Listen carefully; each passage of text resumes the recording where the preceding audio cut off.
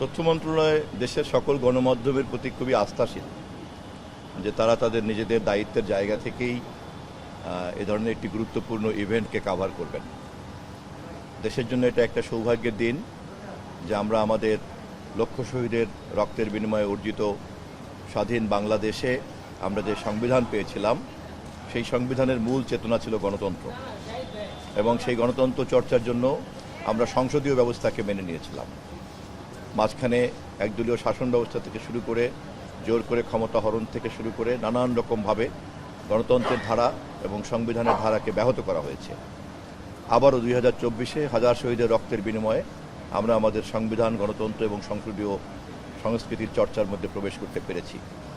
আমাদের মাননীয় প্রধানমন্ত্রীর নেতৃত্বে আমাদের এই সংসদ আজকে রাষ্ট্রপতি নির্বাচনের যে আনুষ্ঠানিকতা আমরা শেষ করতে যাচ্ছি, এর মধ্য দিয়ে এক নতুন দিগন্তের উন্মোচন করতে পারব, এবং গণমাধ্যম যেভাবে সহযোগিতা করছেন ভবিষ্যতে সেভাবেই সহযোগিতা করবেন বলে আমরা আশাবাদী।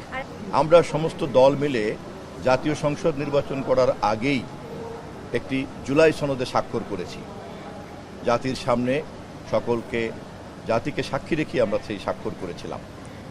আমরা আমাদের এই সংসদের প্রধান দল হিসাবে আমাদের মাননীয় প্রধানমন্ত্রী এবং দলের সকল সংসদ সদস্যরা আমরা দৃঢ় প্রতিজ্ঞ সকল দলের স্বাক্ষরিত জুলাই সনদকে আমরা বাস্তবায়ন করে ছাড়ব ইনশাআল্লাহ।